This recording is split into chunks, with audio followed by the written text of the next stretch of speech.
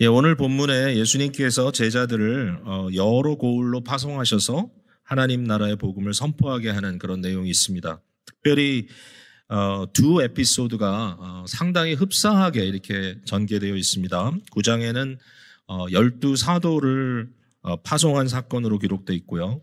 10장에는 70명의 제자를 둘씩 짝지어서 파송한 사건으로 기록이 되어 있습니다. 여기 그저 한 가지 저희가 좀 언급하고 넘어갈 것은 이 70인이라고 하는 것이 어떤 의미가 있는가, 과연 누군가, 뭐 정확하게 70명일 수도 있고요. 또 어떤 사본에는 72명으로 이렇게 기록이 되어 있기도 한데요. 어쨌든 이 70명이라고 하는 것이 문자적인 의미인가, 좀 상징적인 의미인가, 이제 여기에 대해서 많은 학자들은 좀 상징적인 의미를 많이 갖고 있다라고 이렇게 해석을 합니다. 그 상징성을 이야기할 때 여기 70명은 구약 창세기 10장에 나와 있는 바벨탑 사건 이후에 세상이 이렇게 갈라지면서 나뉘어지면서 거기에 족속들이 이렇게 이름으로 쭉 나열되어 있는데 그 족속의 숫자가 70개 족속이 나열되어 있는데 이 누가복음 10장에 나와 있는 70명의 의미는 결국은 온 세상을 향하여 파송하는 이제 뒤에 나올 사도행전까지 이제 누가행전으로 우리가 하나로 한 유닛을 본다면 그러한 것을 예고하는 그런 좀 큰 의미의 사건이 아닌가. 뭐 그렇다면은 아마도 여기에 70인 속에 오늘 교회로 부름받은 저와 여러분도 그 파송의 대상이 되지 않을까. 그런 의미에서 이 12제자를 파송하는 것과 이 70인을 통하여 결국은 교회를 파송하시는 이 주님의 그 의도, 그것을 남의 이야기가 아니라 우리 이야기로 받아들일 수 있지 않겠는가, 이제 이렇게 생각할 수 있는 거죠. 앞서 말씀드렸습니다만은 지난 금요일, 토요일 이틀 동안 저희가 사실은 선교 컨퍼런스라고 하면 일반적으로 사람들을 어떤 선교적 프로젝트를 위해서 동원하는 그런 일로 많이 부르는데 그거보다는 어떻게 하면 저희들이 선교적 교회, 미셔널 처치, 또 선교적 삶을 살 수 있을 것인가, 각자의 있는 자리에서 우리를 부르시고 또 우리를 보내시는 주님의 역사에 대해서 많이 생각했잖아요. 오늘 말씀을 같은 의미로 저희들이 받으면 좋겠다라고 생각합니다. 우리의 있는 자리, 우리가 그저 짐을 싸서 어딘가 떠나야 한다라고 하는, 물론 그럴 때도 있고 그 시기가 뭐 단기든 또는 장기든 뭔가 그러한 교회의 사명의 소임을 받고 떠난다는 것은 굉장히 본인들에게 영광스러운 일이지만 그런 떠나는 실제로 장소를 옮기는 선교가 아니더라도 우리 각자 있는 자리에서 보냄받은 자로서 정체성을 가지고 그것을 살아가는 저와 여러분의 삶의 모든 반경 속에 여러분은 보냄받은 자다. 이걸 생각할 때 그 의미가 굉장히 강하게 우리에게 다가오는 거죠. 가장 중요한 포인트는 뭐냐면은 저는 제가 본문으로 읽지는 않았지만 10장 16절 말씀이라고 생각이 들어요. 너희 말을 듣는 자는 곧 내 말을 듣는 것이요, 너희를 저버리는 자는 곧 나를 저버리는 것이요, 나를 저버리는 자는 나 보내신 이를 저버리는 것이니라. 여기에 이 보내는 자의 의미가 굉장히 부각되어 있어요. 그러니까 일단 그리스도 자신도 아버지가 나를 보냈다라고 하는 의식이 굉장히 강하게 계속해서 이렇게 표현되고 계시고, 또 이제 제자들을 그리스도께서 보내시는 거죠. 아버지가 나를 보낸 것 같이 나도 너희를 보낸다. 그것이 요한복음 20장에도 나와 있지만 여기도 그 얘기죠. 근데 포인트는 그거예요. 만약에 사람들이 너의 말을 듣지 않으면 너의 말을 듣지 않는 것이 아니라 나의 말을 듣지 않는 것이다. 나의 말을 듣지 않으면 나를 보내신 아버지의 말을 듣지 않는 것이다. 결국 너에게 포인트가 있는 게 아니라 나에게 포인트가 있다. 보내신 바 하나님께 그 액센트가 있으니까 결국은 파송의 주체는 보내신 자인 거죠. 보냄 받은 자가 아니라. 그러니까 선교라는 것을 선교사의 입장에서 생각할 것이 아니라 보내신 하나님의 입장에서 생각하라. 그런 얘기가 어제 있었는데 너무 당연합니다. 저는 이것은 한 나라의 대사가 된다라고 하는 것과 의미가 같다고 생각해요. 여기 뭐 외교관으로 일한 분들이 뭐 혹시 계시는지 모르겠지만 그런 직업을 가졌던 분 우리 교회 계십니다만은 이제 외교관이 된다는 것, 대사가 된다는 것은 내가 어느 다른 나라에 가 있지만 결국은 내가 나 때문에 가 있는 게 아니죠. 나를 파송한 국가와 정부가 있는 거죠. 결국 그러니까 내게 이루어지는 일은 나를 근원으로 하고 나의 근원이 되어 주신 그 나라와 그 정부의 관계가 있는 거죠. 두 나라 사이에 갈등이 생기면 보통 이제 일반적으로 하는 것이 그 나라에서 와서 주재하고 있는 대사를 불러다가 야단치잖아요.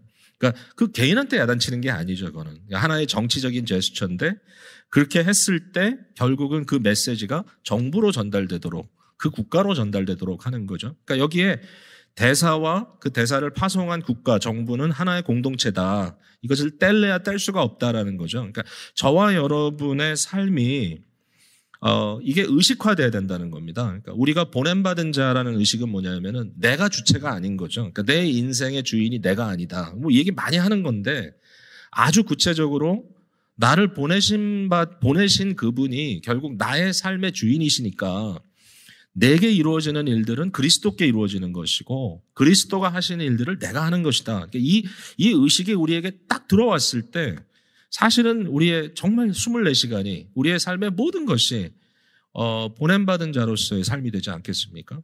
그러니까 우리는 결국 내 자신을 향하든지 내 이웃을 향하든지 그 이웃이 아주 가까운 가족일 수도 있고 좀 멀리 있는 분일 수도 있지만 그분들을 향하든지 하나님을 향하든지 이 모든 관계 속에 우리의 삶이 사라지잖아요. 근데 그 안에 내가 그리스도의 이름으로 그리스도의 어떤 대사로서 나의 입장을 정리하고 살아간다는 것이 얼마나 귀한 것인가. 바울 사도는 이걸 이제 그리스도와의 연합이라고 하는 아주 단호한 표현을 썼죠. 그리스도와 나는 하나의 공동체다. 나쁜 의미의 공동체도 있지만 좋은 의미의 모든 면의 공동체다. 이렇게 이제 말할 수 있는 겁니다. 자, 그렇다면 이처럼 우리를 하나의 공동체로 삼으신 그분께서 우리를 파송하실 때, 우리를 보내실 때 아무런 보장도 없이 아무런 어떤 백값도 없이 우리를 보내시지는 않잖아요. 그러니까 보낼 때 주님께서 제자들에게 하신 말씀이 동일하잖아요. 12명이든 70명이든 또 우리 교회를 보내든. 그러니까 저와 여러분의 삶의 자리에서 이 말씀을 잘 들어봐야 됩니다. 그럼 우리가 어떻게 마음가짐을 가지고 보냄받은 자의 삶을 살 수 있을까? 여기에 대해서 그저 한마디로 정리를 하자면 여유 있는 마음을 좀 가져야 된다. 여유를 좀 가져야 된다. 이 부분에 있어서 주님께서는 우리에게 여유를 가지라고 말씀하시고 내가 너를 보장해 주겠다고 하는 그런 말씀을 끊임없이 지금 해주시고 계시는 거죠. 한 3가지를 생각해 봤어요. 간단하게 좀 넘어가겠습니다. 첫 번째는 어떤 부분에서 우리가 좀 여유를 가져야 할 것인가. 첫 번째는 소유물에 대해서 좀 여유를 가져야 된다. 이게 보냄받은 자로서 가져야 될 마음인 것 같아요. 여기 소유물이라는 걸 다르게 얘기하면 여행 가방입니다. 여행 가방. 그러니까 우리 모두는 다 일종의 여행 가방을 우리가 들고 있는 거죠. 우리의 삶을 지탱해 주는 여러 가지 필수품들이 있고요. 생활의 어떤 퀄리티가 바뀌어지면서 그 필수품의 사이즈도 늘어가고 또 그 모든 좀 일종의 품격도 좀 업그레이드 되는 그런 모습들을 저희가 보잖아요. 근데 이 부분에 대해서 우리가 어떻게 생각해야 될 것인가? 이제 요거를 이제 주님께서 말씀하시는데 굉장히 레디컬하죠. 여기 9장에도 그렇고 10장에도 그렇고 아무것도 가져가지 말라 그럽니다. 그럼 뻘거벗고 가라는 얘기는 아니죠. 지금 입고 있는 거 외에 엑스트라를 가져가지 말라. 지금 너희가 먹은 거 외에 딴 걸 가져가지 말라. 너희가 신고 있는 신발 외에 다른 신발을 챙기지 말라. 이렇게 말씀을 하셨단 말이죠. 여러분 이런 말씀을 그냥 하나의 이거는 그냥 딴 얘기야 이러고 그냥 넘겨버릴 수는 없잖아요. 너무 중요하게 반복돼서 나온 도대체 이걸 우리가 어떻게 이해해야 되냐. 실제로 어떤 선교단체에서는요 거짓 순례를 합니다. 이것 가지고. 그래가지고 한국 같은 경우에는 대학 선교단체가 학생들을 이렇게 집단으로 풀어가지고 이 시골 같은 데 다니면서 밥 주면 먹고 안 주면 굶고 이런 식으로 이제 다니게 하면서 하나님의 도우심을 경험한다. 이제 이렇게 하는데 저는 거기에 한 2가지의 문제가 있다고 생각해요. 하나는 뭐냐면은 이걸 하나의 시스템화 했을 때 이게 사실상 민폐잖아요. 그러니까 선교를 민폐로 만들어서는 안 될 것 같다. 첫 번째. 두 번째가 하나님을 시험하는 것은 좀 옳지 않은 것 같다. 마치 그래서 하나님이 우리와 함께 하시나? 아닌가? 이런 건 아니다라고 생각이 돼요.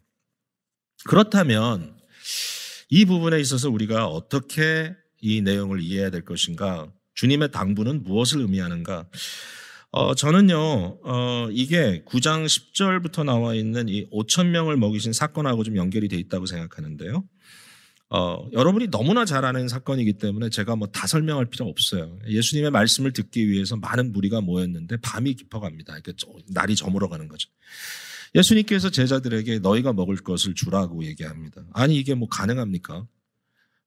음식도 없고 돈도 없고 나중에 찾아보니까 오병이어 떡 5개 물고기 2마리 찾았는데 사실상 이게 뭐 오병이어의 기적이라고 얘기하지만 그것만은 아니죠. 왜냐하면은 나중에 보면 이제 12광주리를 남겼잖아요. 그러니까 오병이어를 강조하는 게 아니에요. 이건 그게 이슈가 아니에요. 그 물질의 어떤 많고 적음의 이슈가 아니고요.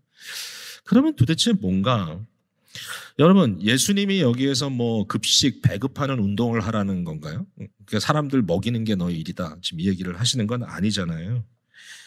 그러니까 결국 이 메시지가 주는 가장 궁극적인 그 포인트는 뭐냐면은 예수 그리스도께서 하늘로부터 오신 떡이고 그리스도께서 세상을 위하여 주어진 음료라는 거잖아요. 그러니까 결국 이제 이 부분은 또 요한복음이 굉장히 하이라이트를 잘해주지만 이제 그리스도가 새로운 모세로서 만나를 주었던 구약의 광야 사건을 이제 이렇게 재현해 주신다. 그래서 포인트는 그리스도가 하늘의 떡, 하나님의 생명의 떡을 주는 분이다. 그것 정도가 아니라 그가 바로 생명의 떡이다. 이렇게 포인트가 되는 건데 결국 그렇다면 오병이어 사건 또는 5천 명을 먹이신 사건의 핵심은 뭐냐면은 예수님인 거죠. 그러니까 이 5천 명을 먹인 사건을 떡에 집중해버리면은 포인트가 빗나가고요. 그죠? 요한복음 6장처럼. 집중이 그리스도께 돼야 되는 거잖아요. 자, 그런 의미에서 앞서 말한 이것을 이해하자면 이런 거라고 저는 생각합니다. 여러분, 전도하러 가는 사람이 가방을 들고 갑니다. 크게. 그리고 가방 속에 뭐가 들었는지 사람들 궁금할 거 아니에요? 예수를 전하는데 세상 사람들의 눈에는 예수가 안 보이고 가방이 보입니다. 여러분 이게 별일이 아니라고 생각하지만요. 이게 굉장히 심각한 문제가 저는 있다고 생각해요. 많은 사람들이 전도를 못하는 이유가 뭔지 아시죠 여러분? 그 이유가 뭐냐면 예수님을 부끄러워해요. 그러니까 예수님만 가지고는 안 돼요. 주님께서 9장 26절에 말씀하셨어요. 누구든지 나와 내 말을 부끄러워하면 인자도 자기와 아버지와 거룩한 천사들의 영광을 볼 때 그 사람 부끄러워하겠다 그랬어요. 우리가 세상에서 살아가면서 자랑할 분은 예수밖에 없어요. 그죠? 우리 믿는 사람과 알잖아요. 근데도 불구하고 예수님에 대해서 얘기하는 거 부끄러워합니다. 내 돈 얘기하는 건 덜 부끄러워요. 내 차 얘기하는 건 덜 부끄러워요. 나의 어떤 경험들, 나의 학식들, 내가 어떤 경험을 했는지에 대한 얘기를 하는 것은 별로 안 부끄러워하시더라고요. 근데 예수님 얘기하는 것은 부끄러워하는 거죠. 또 이런 경우도 있어요. 내가 누구에게 전도를 해야 되겠는데 그 사람이 나보다 훨씬 잘 살아. 돈도 많이 벌고 좋은 집 살고 그다음에 이렇게 보나 저렇게 보나 세상적인 가치로 따졌을 때 그 사람이 훨씬 잘 나가 저보다. 그러면 과연 나 같은 사람이 그 사람을 전도할 수 있겠는가라는 질문이 생긴단 말이에요. 근데 그게 얼마나 세속적인 눈이냐는 거죠. 예, 우리는요 공부 많이 한 사람이 더 잘할 거라고 생각하고 일반적으로. 그다음에 뭐 이왕이면 좀 잘생긴 목사가 좋다 이렇게 생각합니다. 예. 저는 뭐 그 얘기 안 하겠습니다만은 어쨌든 가끔 그런 얘기를 들어요. 너무 잘생긴 목사는 목회가 어렵다. 좀 우스운 얘기지만 그러나 현실적으로 이상하게 사람들은 외모를 보고 사람들은 뭐 학벌을 보고 솔직히 사람들은 물질을 보고 사람들은 어떤 겉으로 드러나는 엑스트라를 본단 말이죠. 근데 주님께서 우리를 세상으로 파송하시면서 굉장히 이 부분에 경고하고 있습니다. 예. 나를 이야기하기 전에 너희가 가지고 있는 것을 이야기하지 않도록 주의하라는 겁니다. 그리고 너희의 파송받은 삶에 너희를 뭔가 이렇게 든든하게 붙들어주는 것이 너희의 삶에 주어진 이러한 것들이라면 결국은 그것이 그리스도를 높이는 것이 아니라 그리스도를 결국은 낮춘다. 교회 사역도 그래요. 제가 참 이 사역에 대한 것에는 좀 밸런스가 정말 필요할 것 같은데요. 제가 미국에 이제 어떤 교회들을 방문해 보면 참 그 프라이어리티가 굉장히 좋은 면은 있어요. 아이들에게 너무 포커스를 많이 해요. 아이들에게 포커스를 많이 하고 참 좋은데 근데 이게 좀 과하다라고 느껴지는 경우도 있습니다. 뭐 유명한 교회들 가보면 딱 러비에 들어서는 순간부터 정말 광활하고 널찍한 러비를 만들어 놓고 거기에 아이들이 마음껏 뛰노는 것까지는 좋은데 비디오 게임을 할 수 있는 장치들을 다 해놨습니다. 그러니까 이제 그걸 이제 딱 들어가서 봤을 때 들어오는 부모들에게 느끼는 느낌이 뭐냐면, 야, 우리 애들이 오면 너무 좋아하겠다는 생각이 확 드는 거예요. 여러분, 어떻게 보면 굉장히 좋은 전략이죠. 청소년 부실에 들어가면 풀 테이블이 있고. 그러니까 뭔가 이렇게 너무너무 확 땡기는 그런 것이 있는데 그것까지는 뭐 하여튼 좋다고 생각할 수도 있죠. 뭐 포인트 오브 컨택으로. 그러나 혹시라도 아이들의 마음속에 교회 가는 건 게임하러 가는 것이고 교회 가는 건 풀테이블에 놀기 위해서 가는 것이고 사실 똑같잖아요. 저희들도. 교회가 뭐예요? 예수님 지루해. 예배는 지루해. 예배 끝나고 친교. 그러니까 우리가 모여서 같이 우리가 좀 그냥 아주 자연스럽게 나눌 수 있는 그 부분이 훨씬 더 중요하다라고 생각되어지는 순간부터 바로 이 부분이 무너진다 저는 생각이 돼요. 그러니까 이제 밸런스가 있어야 돼요. 그렇다고 하면 예수 그래서 아무것도 없이 뭐 뻘거벗고 다녀. 그건 아니잖아요. 우리 그런 사람 아니잖아요. 뭐 그 정도로 무식하지 않잖아요.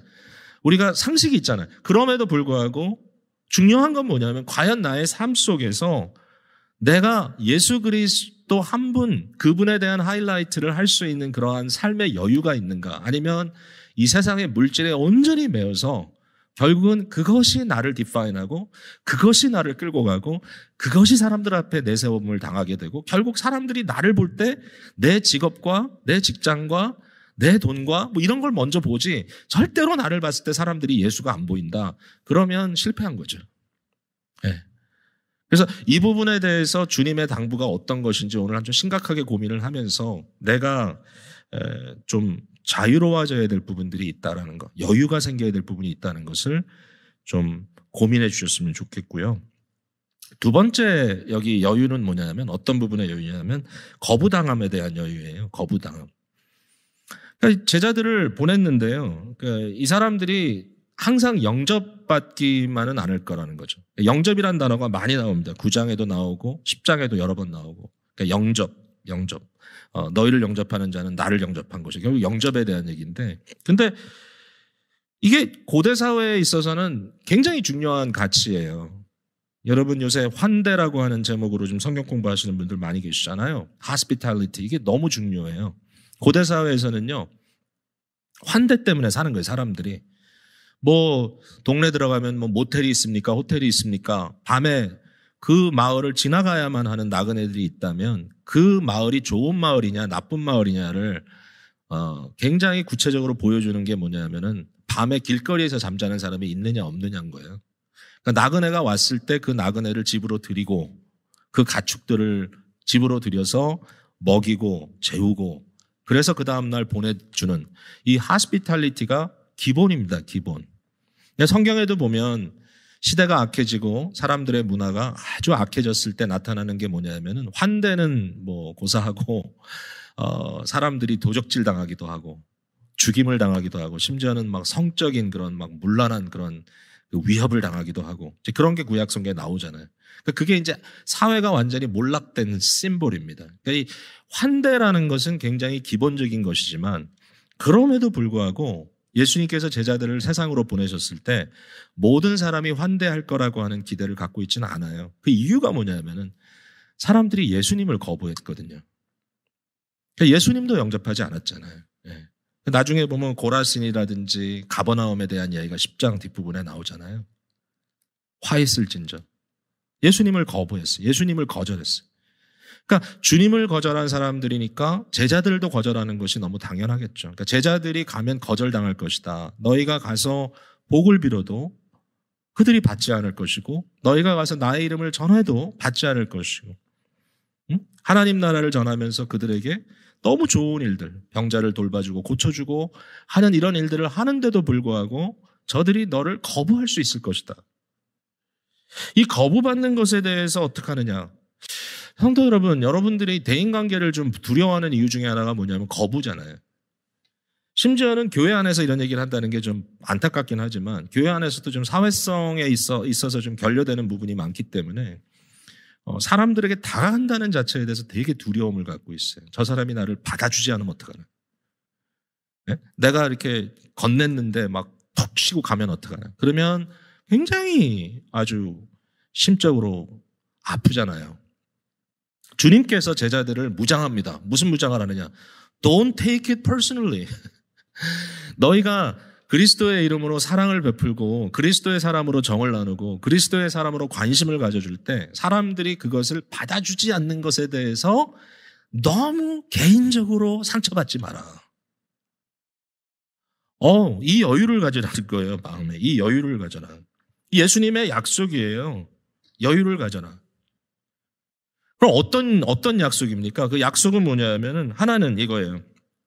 너희가 어느 집에 가거든 조건을 묻지 말라는 거야. 일단 뭐 말을 걸어보고 이 사람들이 받을 만한가 받을 만하지 않은가 그런 거 생각하지 말고 어느 집에 들어가거든 10장 5절에 먼저 말하되 이 집이 평안할지어다. 일단 평안을 그 집에다 던져라 이거야. 무조건. 이 사람이 준비됐건 안 됐건 던져라. 만약의 경우에 그 평안을 받을 만한 마음이 있고 그 평안을 받음으로써 그분들이 복될 수 있는 그런 상황이 조성되어 있다면 할렐루야죠. 왜냐하면 그걸 위해 갔으니까. 그러나 만약에 그 사람들이 그 평안을 거절하게 된다면 너한테는 아무런 손해가 없을 것이다. 왜냐하면 내가 약속한다. 네가 빌어준 평안이 너에게 돌아올 것이다. 이건 굉장한 약속이죠. 그러니까 여러분 위로를 던지세요. 우리가 좀 지혜가 부족하고 센스가 부족해서 어떨 때는 좀 잘못할 수 있죠. 그러니까 그거는 우리가 계속해서 수정해 나가자고요. 조금씩 우리가 좀 더 내 자신을 좀 이렇게 사회적으로 관계적으로 좀 깎아내는 연습들을 해나가자고요. 좋아지면 좋죠. 그러나 근본적으로 마음속에 여유가 있어야죠. 근본적으로 마음속에 쿠션이 있어야죠. 그냥 너무 살얼음을 걷는 것처럼 사람들에 대해서 두려워하고 조금도 다가가는 것에 대해서 겁을 먹고 있다면 어떻게 보냄받은 자의 사역을 하겠는가. 보냄받은 자로서 우리가 성격도 다르고 다 다르지만 마음속에 확신을 가질 거니거든요. 예수 그리스도의 이름으로 축복하십시오. 뭐 거창하게 할 거 없어요. 종교적으로 할 거 없어요. 복잡하게 할 필요 없어요. 그냥 사랑해 주시고 축복해 주시고 칭찬해 주시고 그 가정에 정말 복을 빌어주세요. 그 모든 것을 하고 만약에 그것이 네가 뭔데 그러거든 걱정하지 마세요. Don't take it personally. 바로 하나님께서 그리스도께서 여러분에게 돌려주십니다. 여러분 아멘입니까? 조금 의심이 있는 것 같은 느낌이 있어서 물론 방송으로 보시면 제가 여러분 표정을 전혀 읽을 수 없지만 요새는 마스크를 쓰고 계셔가지고 지금 화를 내고 있는 건지 웃는 건지 제가 영 몰라요. 그래서 답답합니다만은 그러나 정말 중요하다. 그 다음에 이러한 어려움을 당했을 때 우리 주님께서 하시는 말씀은 뭐예요? 이미 우리가 이전에 다뤘던 내용이지만 그날에 기뻐하고 뛰놀라라는 거잖아요. 내가 그렇게 핍박당했다. 나를 인하여 핍박을 받는다고 한다면 너희에게는 이것은 굉장한 축복이니까 두려워하지 마라. 도리어 기뻐해라. 여러분들 사람들의 마음을 두려워하기보다는 사랑으로 축복으로 평강으로 다가가 줄 수 있는 저와 여러분 됐으면 좋겠습니다. 근데 여기 이제 한 가지 우리가 좀 디테일을 커버하고 나갈 게 뭐냐면 그 집이나 그 마을이 제자들을 거부했을 때 이제 떠날 때 하나의 제스처가 있죠. 그 제스처가 뭐냐면 발에 먼지를 터는 겁니다. 그러니까 샌들을 벗어가지고 샌들을 툭툭 치면서 먼지를 다 털고 간다는 거죠. 그러니까 이게 도대체 무슨 말이냐. 그러니까 한편 이렇게 딱 보면 이 마을에서는 내가 먼지 한 톨도 안 가져갈 거야. 이제 이런 의미로 들리는데 사실은 이게 이제 그 당시 시대의 의미는 뭐냐면 일종의 하나의 컨트랙트의 사인입니다. 컨트랙트에 대한 사인인데 신발을 주고받기도 하고요. 그러니까 여기서 신발을 턴다는 의미는 뭐냐면은 내가 할 일을 다 했고 내가 더 이상 책임이 없다 이런 의미예요. 그러니까 이게 이제 어떤 의미로 또 영어에도 그런 표현이 있지만 washing my hands 내 손을 씻는다 이런 의미도 있죠. 그러니까 빌라도가 예수님을 법정에 세웠다가 자기 마음으로는 예수님이 죽을 만한 일을 한 게 전혀 없는데 무죄인데 그러나 사람들이 군중이 십자가에 못 박아서 결국은 그걸 이기지 못해서 내주잖아요. 그러고 나서 빌라도가 물에 손을 씻잖아요. 그러니까 나는 여기에 책임이 없다. 과연 책임이 다 없는지 뭐 이런 질문을 할 수 있지만 그 액션 자체의 의미는 굉장히 중요하겠죠. 그러니까 여기 주님께서 너희가 어떠한 대상을 향하여 사랑을 베풀고 축복을 했고 너희가 할 수 있는 걸 최대한으로 했는데 지혜롭게 하셔야 됩니다. 너무 막 사람들을 지겹게 해서도 안 되고요. 아주 적절한 지혜가 필요한 거죠. 계속 그건 배워야 될 부분이지만 정말 우리가 할 만큼 다 했는데 안 받았다 그러면 어느 순간에 더 이상 그 사람의 피가 내 머리에 남아있지 않은 겁니다. 이게 에스겔에 나오는 이야기인데 파수꾼 얘기죠. 적군이 옵니다. 파수꾼이 적이 오는 것을 보고 나팔을 불어야 합니다. 나팔을 불어서 자기 사람들을 깨우고 군인들을 깨워서 대적할 수 있게 해야 된단 말이죠. 근데 만약에 파수꾼이 나팔을 안 불었어요. 그래가지고 다 망했어요. 그러면 뭐라고 써있죠? 모든 자기 백성들의 피가 파수꾼의 머리에 있을 것이다. 책임이. 근데 파수꾼이 나팔을 불었어요. 그럼에도 아무도 깨나지 않았어요. 다 죽었어요. 그러면 그 피가 파수꾼에게는 없어요. 각자 있는 거예요. 자기 책임. 이해하시죠? 그러니까 이 순간에 우리가 사람에 대해서 먼지를 털고 간다고 한 건 뭐냐면 더 이상 내가 당신에 대한 책임을 더 할 게 없습니다. 최선을 다했습니다. 라고 떠나는데 그게 얼마나 무서운 일인가 생각해 보세요. 왜냐하면 우리 10장 뒷부분에 보면 툭툭 털고 뭐라고 얘기합니까? 하나님의 나라가 가까운 줄을 알라. 그러면서 고라시나 가버나움아 그러면서 심판의 말씀을 한단 말이죠. 결국 뭐예요? 내가 이제 남은 것은 당신에 대하여 하나님의 심판에 맡깁니다. 이 얘기거든요. 얼마나 두려운 일이에요 이게. 근데 우리의 삶 속에 그런 경우가 있을 수 있느냐? 있더라고요 솔직히. 제가 뭐 구체적인 얘기는 할 수 없습니다만은 이제 노예 일을 하다가 어떤 일을 맡았는데 어떤 대상에 대해서 너무 이건 악한 일이기 때문에 제재를 해야 되는 그런 상황이라서 이제 그 일을 맡아가지고 그걸 하는데 여러 번 만나가지고 제재를 하는데 정말 뭐 황당한 이야기를 하고 전혀 마음이 돌짝밭 같아가지고 전혀 변하질 않아요. 그러니까 하다 마지막에 결국 돈 문제였는데 그냥 털 수밖에 없었어요. 털고 그러면서 하나님께 맡긴다. 그리고 워커웨이 할 수밖에 없었던 거죠. 왜냐하면 그 사람이 반응을 안 하니까. 근데 이게 진짜 무서운 거다 저는 생각이 들어요. 그게 저로서 뭐 개인적인 아픔이나 개인적인 이런 상처가 되는 것이기보다 훨씬 더 거대하게 하나님의 역사 속에 일이 벌어지고 있고 내가 그 메신저 역할을 하고 있는데 그 거부의 의미가 하나님 앞에 얼마나 커다란 심판을 불러일으키는 일인가. 그러니까 이거는 우리가 아무 때나 써서는 안 됩니다. 조심해야 합니다. 그러나 이러한 것도 주님께서 우리에게 자격을 주셨다. 여러분 생각하면 할수록 참 우리의 삶이 참 대단합니다. 자, 이제 마지막 하나만 더 말씀드릴게요. 이것은 영적 도전에 대한 것입니다. 영적 도전. 즉 어둠의 세력이 우리 주위를 두르고 있고 우리의 삶 속에 사탄의 역사가 있을 수 있다는 거죠. 그 다음에 여러 가지 어둠의 그 그림자들이 우리 삶 속에 드리워질 수 있다. 여기에 질병의 문제도 있고 여러 가지가 있잖아요. 9장 1절에 보니까 예수께서 12제자를 불러 모으사 모든 귀신을 제어하며 병을 고치는 능력과 권위를 주시고 권위를 주셨다 했어요. 능력과 권위를. 하나님의 나라를 전파하며 앓는 자를 고치게 하려 내보내셨다. 여러분 이제 이 부분에 있어서 많은 분들이 아니 왜 오늘은 이런 병 고침이 좀 많이 일어나지 않나라고 이렇게 얘기하는 분도 계시죠. 우리가 연약한 분들을 위해서 기도하잖아요. 기도하면 벌떡벌떡 일어나면 좋겠는데 왜 안 되냐. 왜 그때는 됐는데 지금은 안 되냐. 과연 우리에게는 그 권능과 권세가 없는 거냐.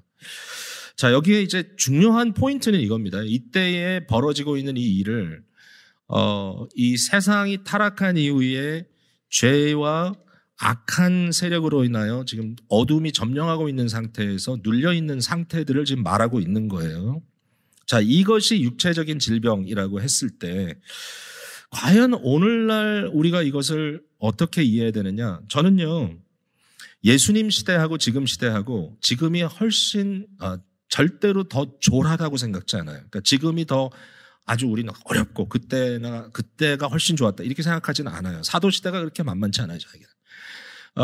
사실 예수님께서 이처럼 구체적으로 육체적으로 우리 가운데 계셔서 당장 우리 앞에서 나타나신다면 좋겠죠. 그게 언제입니까? 주님 다시 오실 때.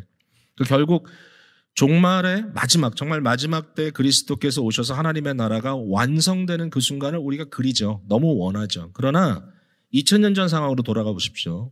자, 여기에 통계적인 이슈가 있습니다. 예를 들면 예수님께서 사역하신 지역은 지역적으로 아주 작은 지역입니다. 갈릴리와 사마리아와 기껏해 예루살렘. 예수님께서 사역하신 기간은 기껏해야 3년입니다. 그리고 예수님께서 고쳐주신 사람들은 임시적입니다. 여러분 이거 잘 들어보세요. 예수님께서 고쳐주셨을 때 그들이 영원히 살았나요? 아니요. 병 고쳐도 또 병 들고요.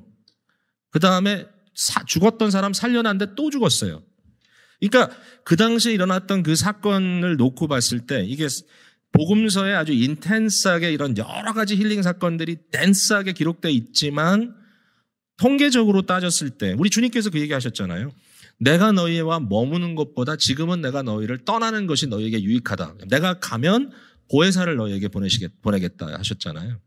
저는요, 이 부분은 잘 모르겠어요. 자, 여기 성경에 나오는 이런 소위 말하는 기적들은 기적이라고 안 하고 이적이라고 하거든요. 이적. 이적은 뭐냐면 사인이죠. 사인. 그러니까 사인은 그 일 자체보다 그것이 의미하는 바가 더 큰 거예요. 근데 그 사인 하는 게 뭐냐면 하나님 나라예요. 하나님 나라. 하나님 나라가 왔다 이 얘기예요. 근데 그 사인을 얘기할 때 오늘날 이러한 사인들이 이 세상에 지금 어딘가 벌어지고 있느냐. 지금 성령의 역사가 글로벌리 나타나고 있는데 어느 장소에서 어떻게 이런 초월적인 일들이 벌어지고 있는지 잘 모르겠어요. 제가 통계를 내진 않았지만 만약에 어떤 분이 통계를 가지고 와서 예수님이 사역하셨던 3년 또는 그 후에 사도들이 일했던 그 시대보다도 지금 훨씬 더 많은 사람들이 치유받고 있다고 얘기해도 믿을 수 있을 것 같아요. 통계적으로. 근데 사실 그것만 중요한 건 아니에요. 왜냐하면 궁극적으로 사인이 완성됐어요. 그 사인의 완성은 뭐냐면 더 이상 치유나 세상에서 임시적으로 죽었던 사람을 살리는 사인이 아니에요. 이제는 그 사인이 완성이 됐어요. 어디에서? 예수 그리스도의 죽으심과 부활에서. 그러니까 그 이후에 교회는 병고침을 전하는 것이라기보다는 그리스도의 부활을 전합니다. 우리가. 그리고 그 종말적 관점에서 그리스도의 부활을 믿음으로 현 시대를 바라보게 되는 거죠. 현 시대를 바라보게 되는 거죠. 오늘날은요, 따져보면 이 초자연적인 것보다도 자연적인 과정, 사실 과학이 자연적인 것이지만 참 어떨 때 보면 놀라워요, 과학과 기술. 근데 그 부분에 있어서 엄청난 일들이 벌어지고 있다는 것도 우리가 생각합니다. 자, 제가 이만큼 얘기할 수 있을 것 같아요. 오늘날 평균 수명이 많이 늘었습니다. 그때보다. 여러분 어떤 분들은 오늘날 왜 병을 고치지 않느냐라고 마음속에 좀 답답하고 하나님 왜 쇼업 안 하세요라고 답답할 수 있지만 그러나 사실상 오늘 벌어지고 있는 일들이 수많은 그 희생적이며 아주 지혜롭고 능력 있는 의료진들을 위해서 인해서 병들이 고쳐지는 것은 정말 저는 기적 같다고 생각합니다. 백신이 나오고 치료제가 나오고 그러므로 근데 여러분 하나님께서 다스리는 게 교회만이 아니잖아요. 하나님이 세상을 다스리고요. 세상의 모든 이 섹터들을 모든 분야들을 다 다스려요. 그러니까 이게 너무 중요한 크리스찬으로서의 의식이에요. 여러분이 의료진입니까? 여러분 하나님께서 주시는 힘으로 하십시오. 그건 말로 하라는 얘기가 아니에요. 인식하라는 거예요. 나는 하나님의 다스림 속에 이걸 위해 세상으로 보냄받은 자다. 열심히 주님의 이름으로 마음으로 축복하며 병자를 고쳐주세요. 여러분 법적인 거를 다루십니까? 그렇게 하세요. 비즈니스 하십니까? 힘들고 어려운 사람들에게 재정적으로 브레이크스루를 주십니까? 주의 이름으로 하세요. 그럼 그렇다고 그 사람한테 내가 주님의 이름으로 합니다. 안 해도 돼요. 단 당신의 주인이 주님이라는 것을 인정하고 하세요. 그러니까 그 모든 섹터 속에 어떤 일이 벌어지는 거냐 이거거든요. 자, 예수님께서 이렇게 보내면서 전하는 내용이 뭐냐면 바로 누가복음 4장에 등장하는 희년의 선포입니다. 희년의 선포거든요. 누가복음 4장에 주의 성령이 내게 임하셨으니 이는 가난한 자에게 복음을 전하게 하시려고 내게 기름을 부으시고 나를 보내사 그랬습니다. 포로당한 자들을 풀어주고 자유케 하고 눈먼 자들을 보게 하고 눌린 자들을 자유롭게 한다. 이 예수 그리스도께서 희년의 선포를 하신 거죠. 희년의 선포는 뭡니까? 복음의 선포입니다. 복음은 뭡니까? 여러분 복음은 간단합니다. 여러분 복음 이겁니다. Our God reigns. 우리의 하나님이 다스리신다. 이게 복음이고요. 그 하나님이 우리를 사랑하셔서 우리를 돌보신다가 복음입니다. 그리고 그 복음의 이름은 예수 그리스도입니다. 이게 복음인 거거든요. 그러니까 이 복음이 어떠한 상황을 통해서든지 저와 여러분을 통하여 이 죄와 악한 세력으로 인하여 눌려 있었던 자들을 풀어주는 것. 여러분, 심지어는 여러분이 뭐 정치를 관심 갖고 하십니까? 뭐 잘 모르겠지만 정말 여러분의 삶 속에 인권들을 회복하고 자유를 회복시켜주고, 그러므로 하나님의 형상으로 지음받은 인간의 그 본연의 모습을 조금이나마 회복시키는 일에 저와 여러분이 투자되어 있다면 그것은 바로 희년 선포의 일부입니다.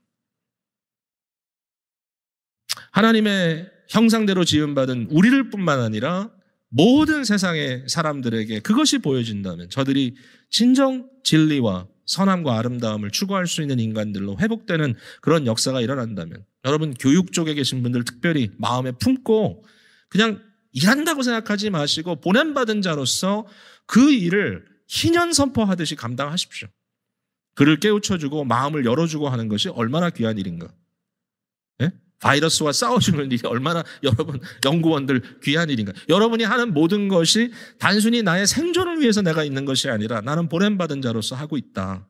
이것을 여러분 마음속에 갖고 계실 때 하나님은 여러분을 통하여 위대하게 일하시고 계신다. 그 시대에 눈에 보이는 그러한 일시적인, 임시적인, 부분적인 기적보다 훨씬 더 위대한 이적을, 사인을 우린 갖고 있고, 그리스도의 죽으심과 부활, 십자가 사건, 그 안에 내가 이미 참여하고 있고, 그리고 그 원칙을 가지고 내가 세상을 위하여 그리스도와 함께 죽고 그리스도와 함께 드려졌을 때 어떠한 놀라운 하나님의 나라 역사들이 지금도 현재적으로 일어날 수 있는지를 우리가 안다면 위대한 겁니다. 여러분 절대로 여러분의 말로 사람들 저주하지 마시고 비방하지 마십시오. 여러분의 입술은 고귀합니다. 여러분의 마음은 고귀합니다. 거기에다가 사탄의 도구로 사용하지 마시고요. 오직 의의 도구로 드리십시오. 그러면 주께서 여러분을 귀하게 사용해 주실 겁니다. 이러한 원칙들이 여러분의 마음속에 따뜻한 삶의 표현으로 나타나고 여러분에게 이런 여유가 보냄받은 자로서의 여유가 주어지는 귀한 이번 한 주간 여러분의 묵상 또 반추 시간 되시기를 주님의 이름으로 축복을 드립니다.